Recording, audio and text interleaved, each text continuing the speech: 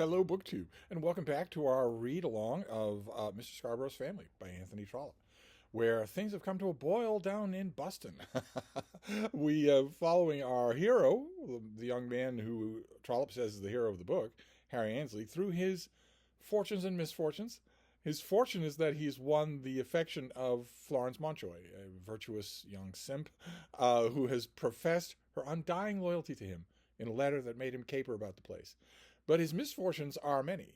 Not only is Augustus Scarborough, the brother of the man that he accosted in the street, subtly going around making trouble for him, maybe even legal trouble, but also rumors about that encounter spread by Augustus Scarborough have reached the ears of Uncle Prosper, Harry Annesley's uncle, who for the whole of Harry Annesley's adult life has been grooming him to be Uncle Prosper's successor as the master of Buston Hall, with acres and a farm and a great house and servants and whatnot. He has been grooming Harry that whole time, and grooming in quite literal sense of telling him that he shouldn't go into any profession, giving him a generous allowance, making it known to everybody that Uncle Prosper himself had no intention of marrying, which is important because if he did and he had a male heir, the estate would go to the male heir. Harry has grown up under that understanding, and it has recently not only come under fire, but been canceled by Uncle Prosper, who's never really liked the tiny element of insolence that he gets from Harry, and now that, joined with these rumors that he's heard, have convinced him to stop the allowance and to break the entail by marrying and maybe having an heir. And he goes into it just as a marketplace. And there are two women involved. There are two women who seem likely to him. And he just balances his chances. The one is Matilda Thoroughbung, who is in her early 40s and is pretty wealthy. She has a large amount of money settled on her own. And the other is a woman named Miss Puffle, who we don't meet, who's in her mid-late 50s. And keep in mind here that Uncle Prosper's main goal in this whole thing is to have an heir. So he options for the younger woman first. And he gets himself dolled up and he goes and he more or less proposes to Miss Thoroughbung. And it goes poorly. It doesn't go poorly, but it goes in a way that he didn't expect, that he wasn't accustomed to, doesn't like at all. She immediately starts talking about it as a done deal and naming her terms, saying, well, I have my own money in my own right. It won't be under your control. I'll want a certain amount of pocket money. I'll want to pay for my own fish, my own champagne. I'll want a pair of ponies. I'll have my lawyers draw up everything and send it to your lawyers. And Uncle Prosper can't get away fast enough. It all feels so wrong to his version of that he had envisioned for what this flowery proposal was going to be. So we last saw him packed into his carriage and heading home to Buston Hall, and that's where we're going to pick up, because Trollope is too good a showman when he's in this vein of subtle tongue-in-cheek comedy. He's too good a showman to stop. It wouldn't work for a cliffhanger. Talk about cliffhanger, baby. We've gone over this. I'm not over there. That's why you don't like it. Come here. Come on back over here. I'm not over there. There you go. You keep doing this. There you go. Sorry. She likes the allure of that distant chair, and then she realizes I'm not there, and so she just stares at me, either to go over there myself or to call her back here. So anyway, this is chapter 27. This is called The Proposal. It had never happened to him before. The first thought that came into Mr. Prosper when he got into his carriage was that it had never occurred to him before. He did not reflect that he did not put himself in the way of it, but now the strangeness of the sensation overwhelmed him. He inquired of himself whether it was pleasant, but he found himself compelled to answer the question with a negative. It should have come from him, but not yet. Not yet, probably for some weeks. In other words, all this talk and the proposal itself should have come from him, and it should have been a while. There should have been a wooing. He's a moron. We've already been told he's an idiot. But it had been done. By the doing of it, she had sealed him utterly as her own. There was no getting out of it now. He did feel that he ought not to attempt to get out of it after what had taken place. He was not sure but that the lady had planned it all with that purpose, but he was sure that a strong foundation had been laid for a breach of promise case if he were to attempt to escape, because she's already communicated with her lawyers. It's already a done deal. You can't exactly tell her, well, I've changed my mind. What might not a jury do against him, giving damages out of the acres of Buston Hall? And then Miss Thoroughbung would go over to the other Thoroughbungs and to the Ansleys, and his condition would become intolerable. In some moments, as he was driven home, he was not sure that it had been all got up as a plot against him by the Ansleys. No, you thought of it on your own, Peter Prosper. When he got out of his carriage, Matthew, that's his servant, knew that things had gone badly with his master, but he could not conjecture in what way. The matter had been fully debated in the kitchen, and it had been there decided that Miss Thoroughbung was certainly to be brought home as the future mistress of Buston. The step to be taken by their master was not popular in the Buston kitchen. It had been there considered that Master Harry, that's Harry Ansley, was to be the future master, and that by some perversity of intellect, they had all thought that this would occur soon. Harry also thought it would be soon. There's nothing wrong with Uncle Prosper. Could live for another 30 years. Matthew was much older than the squire, and was hardly to be called a sickly man, and yet Matthew had made up his mind that Mr. Harry was to reign over him as squire of Buston. When, therefore, the tidings came that Miss Thoroughbung was to be brought to Buston as the mistress, there had been some slight symptoms of rebellion below stairs. They didn't want any Tilda Thoroughbung here. They had their own ideas of a lady and a gentleman, which, as in all such cases, was perfectly correct. They knew the squire to be a fool. Even his servants think that. Everyone thinks he's a fool. They knew the squire to be a fool, but they believed him to be a gentleman. They heard Miss Thoroughbung was a clever woman, but they did not believe her to be a lady. Matthew had said a few words to the cooks as to the public house at Stevenage. I don't think it's quite that bad, although we don't know.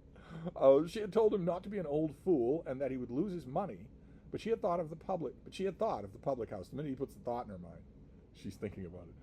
There had been a mutinous feeling. Matthew helped his master out of the carriage, but then came a revulsion. That froth of a beer barrel, as Matthew had dared to call Miss Thoroughbung, had absolutely refused his master. We know that's not true. The opposite happened. Mr. Prosper went into the house very meditative and sad at heart. It was a matter almost of regret to him that it had not been as Matthew proposed. But he was caught and bound to, and must make the best of it. He thought of all the particulars of her proposed mode of living and recapitulated them to himself. A pair of ponies, her own maid, Miss Tickle, champagne, and the fishmonger's bill, and Miss Tickle. Miss Puffle would certainly not have required such expensive luxuries. Champagne and fish would require company for their final consumption. The ponies assumed a tone of being quite opposite to that which he had contemplated. He questioned with himself whether he would like Miss Tickle as a perpetual inmate. He had, in sheer civility, expressed a liking for Miss Tickle, but what need could there be for a married woman of a Miss Tickle? And he thought of the education of the 5 or 6 children she had almost promised him. He had suggested to himself simply an heir, just one heir, so that the nefarious Harry might be cut out. He already saw that he would not be enriched to the extent of a shilling by the lady's income. She intends to keep her hands on her own income, thank you very much. Then there would be all the trouble and the disgrace of a separate purse.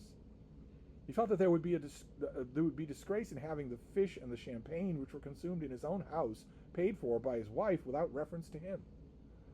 What if the lady had a partiality for champagne? He knew nothing about it and would know nothing about it except when he saw it in her heightened color. Dispatched crabs for supper.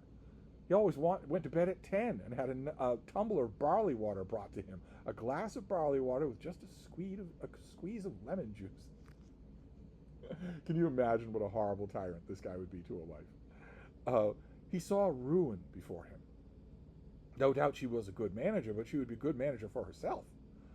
Would it not be better for him to stand action for breach of promise and betake himself to Miss Puffle? But Miss Puffle was 50, and there could be no doubt that the lady ought to be younger than the gentleman. He was much distressed in mind. If he broke off with Miss Thoroughbung, ought he to do so at once, before she had had time to put the matter into the hands of the lawyer? And on what plea should he do it? Before he went to bed that night, he did draw out a portion of a letter, which, however, was never sent.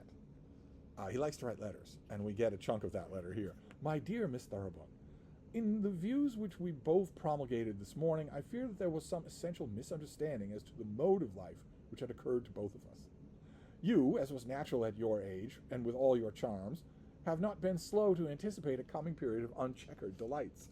Your allusions to a pony carriage and other incidental allusions, he did not think it well to mention more particularly the fish and the champagne, have made clear the sort of future life which you have pictured to yourself.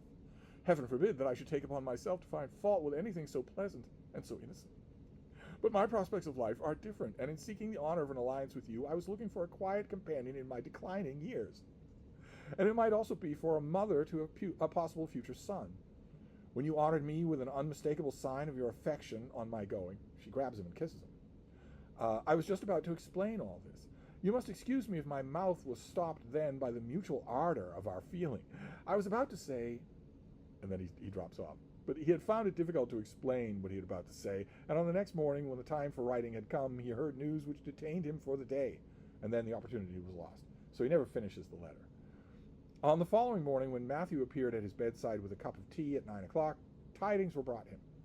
He took in the Buntingford Gazette, which came twice a week, and as Matthew laid it open and unread in its accustomed place, he gave the information, which he had no doubt gotten from the paper. You haven't heard of it, sir, I suppose, yet? Of course he hasn't. He's been in bed. You just drew the curtains on his bed. Heard what? About Miss Puffle. What about Miss Puffle? I haven't heard a word. What about Miss Puffle? He had been thinking at this moment of Miss Puffle, of how she would be superior to Miss Thoroughbung in many ways, so that he sat up in bed, holding the untasted tea in his hand. She's gone off with young Farmer Tazelhurst. Miss Puffle gone off, and with her father's tenant's son? Yes, indeed, sir. She and her father have been quarreling for the last 10 years, and now she's off. She was always riding and roistering about the country with them dogs and them men, and now she's gone. Oh, heavens! Exclaimed the squire, thinking of his own escape. Yes, indeed, sir. There's no knowing what any of them is up to. Unless they gets married afore they're 30 and 35 at most, they're more sure to get such ideas into their heads as no one can mostly approve. This had been intended by Matthew as a word of caution to his master, but really had the opposite effect. He resolved at the moment that the latter should not be said of Miss Thoroughbung, and he turned Matthew out of the room with a flea in his ear. How dare you speak in that way of your betters?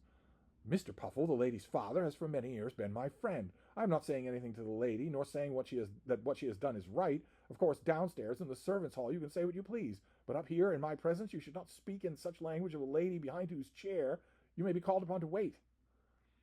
Very well, sir, I won't no more, said Matthew, retiring in mock humility. But he had shot his bolt, and he supposed successfully. He did not know what had taken place between his master and Miss Thoroughbung, but he did think that his speech might assist in preventing a repetition of the offer. So he's thinking he's scared Uncle Prosper, because you never know what these older women with independent means are going to do. Miss Puffle gone off with her tenant's son. The news made matrimony doubly dangerous to him, and yet robbed him of the chief reason by which he was to have driven to send her a letter. He could not, at any rate, now fall back upon Miss Puffle, and he thought that nothing would have induced Miss Thoroughbung to go off with one of the carters from the brewery. Whatever faults she might have had, they did not lie in that direction. Champagne and ponies were, as faults, less deleterious. Miss Puffle gone off with young Tazelhurst, a lady of 50 with a man of 25, and she the reputed heiress of Smickham Manor. It was a comfort to him as he remembered that Smickham Manor had been bought no longer ago than by the father of the present owner. The Prosperous had been at Buston ever since the time of George I. You cannot make a silk purse out of a sow's ear. So 2 points here, 3 really. Point number 1 is that, like snobs everywhere in all of Victorian literature, Uncle Prosper is taking comfort in the fact that his people have antecedents, that they go back a long way. Thing number 2 is, again, to call for an editor in this volume. I'm not saying the volume is not well edited, but Silk's Purse to a Sow's Ear is a quote, it's an allusion to a Bible verse. It ought to have an asterisk and a note at the back. Even when this thing came out, I think in the 1980s, it could be presumed that most readers did not know what that meant. And the third thing is, am I the only one who wants the story of Miss Puffle and young Tazelhurst, 50 and 25? Am I the only one who wants that story? He had been ever assuring himself of that fact, which was now more of a fact than ever. And 50 years old, it was quite shocking. With a steady middle-aged man like himself, and with the approval of her family, marriage might have been thought of. But with this harum-scarum young tenant's son, who was in no respect a gentleman, whose only thought was of galloping over hedges and ditches, such an idea showed a state of mind which, well, absolutely disgusted him. Mr. Prosper, because he had grown old himself, could not endure to think that others at his age should retain a smack of their youth. There are ladies, besides Miss Puffle, who like to ride across the country with a young man before them, or perhaps following, and never think much of their 50 years.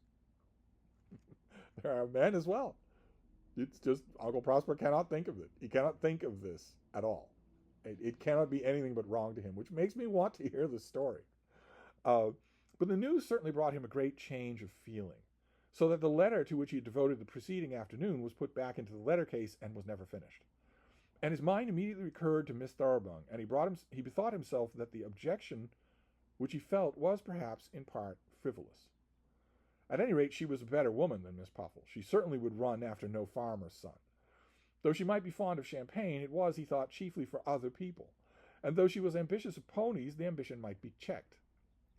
At any rate, she could pay for her own ponies, whereas Mr. Puffle was a very hale old man of 70.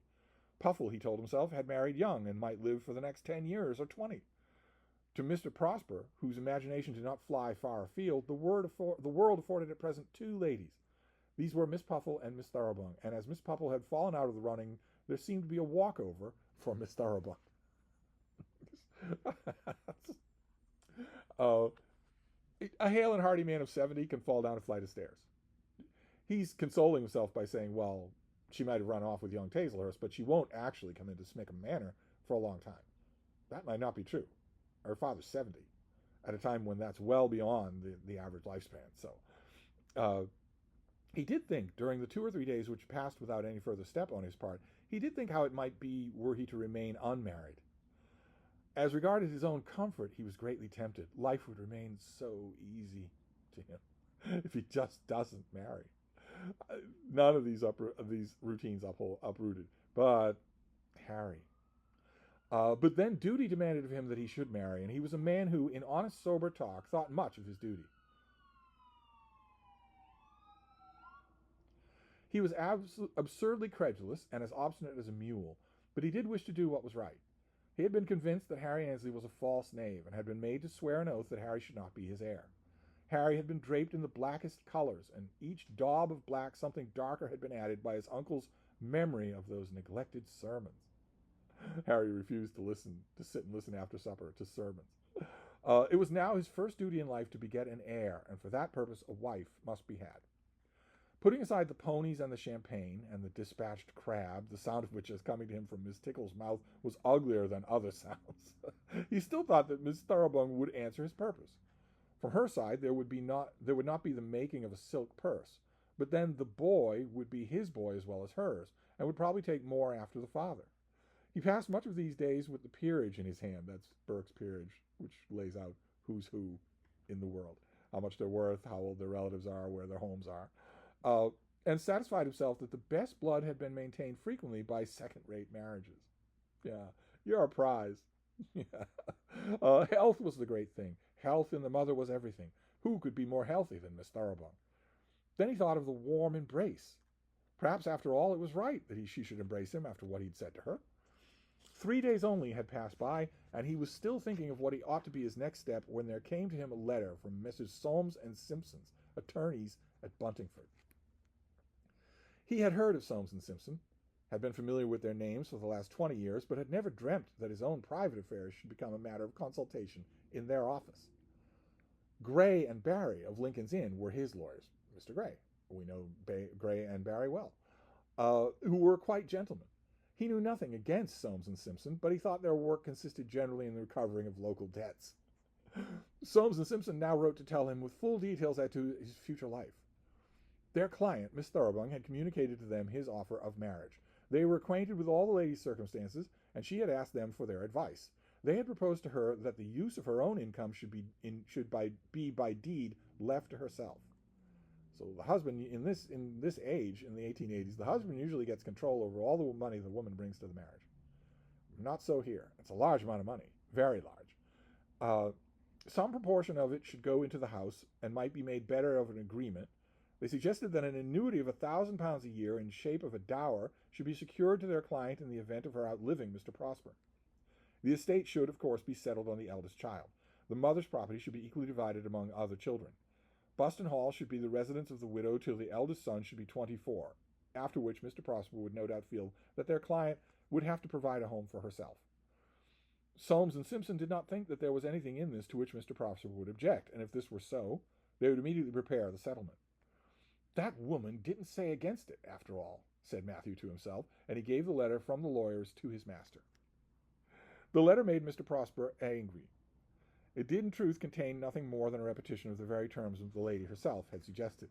But coming to him through these local lawyers, it was doubly distasteful. What was he to do? He felt it to be out of the question to accede at once. Indeed, he had a strong repugnance to putting himself into communication with the Buntingford lawyers. Had the matter been other than it was, he would have gone to the rector for advice, Harry's father. The rector generally advised him. But that was out of the question now. He had seen his sister once, that's Harry's mother, once since his visit to Buntingford, but had said nothing to her about it. Indeed, he had been anything but communicative, so that Mrs. Ainsley had been forced to leave him with a feeling of almost offense. There was no help to be had in that quarter, and he could only write to Mr. Gray and ask that gentleman to assist him in his difficulties. He did write to Mr. Gray, begging for his immediate attention. "There is that fool Prosper going to marry a brewer's daughter down in Buntingford," said Mr. Gray to his daughter, because keep in mind, he talks about everything with his daughter. There is no lawyer-client confidentiality. He talks over everything with his daughter. She is his moral spine. He's 60 years old. No, my love, he looks it, but he's only 50. A man of 50 is supposed to be young enough to marry. There's a nephew who has been brought up as his heir. That's the hard part. And the nephew is mixed up in some way with the Scarboroughs. Is it he who is to marry that young lady? I think it is. And now there's some devil's play going on. I've got nothing to do with it. But you will have? Not a turn. Mr. Prosper can marry if he likes it. They have sent him the most abominable proposals as to the lady's money, and as to her jointure, I must stop that if I can, though I suppose he is not such a fool as to give way. Is he soft? Well, not exactly. He likes his own money, but he's a gentleman and wants nothing for but what is or ought to be his own. There are but few of that like nowadays. It's true of him. But then he does not know what is his own or what ought to be. He's almost the biggest fool I've ever known, and will do any injustice to that boy simply from ignorance. Ordinarily in Trollope you can find some disagreement somewhere, but literally no one in this story has any opinion of Uncle Prosper except that he's an idiot. Then he drafted his letter to Mr. Prosper and gave it to Dolly to read. When he drafts his mail, he gives it to his daughter to read over. Check things, cut things out, put things in. She's indispensable to him, to his law practice. It's just so charming. I'm sorry, I keep harping on that. That's all that I shall propose. The clerk can put it in proper language. He must offer less than he means to give. Is that honest, Father? It's honest on my part, knowing what people with whom I have to deal. If I were to lay down the strict minimum which he should grant, he would add other things which would cause him to act not in accordance with my advice. I have to make allowance for his folly, a sort of windage which is not dishonest. Had he referred his lawyers to me, I could have been as hard and honest as you please. All of which did not quite satisfy Dolly's strict ideas of integrity. But the terms proposed were that the lady's means should be divided so that one half should go to herself for her own personal expenses, and the other half to her husband for the use of the house. That the lady should put up with a jointure of £250, which ought to suffice when joined with her own property, and that the settlement among the children should be recommended by Soames and Simpson. And if there are not any children, Papa, then each will receive his or her own property. Because it may be so. Certainly, my dear, very probably.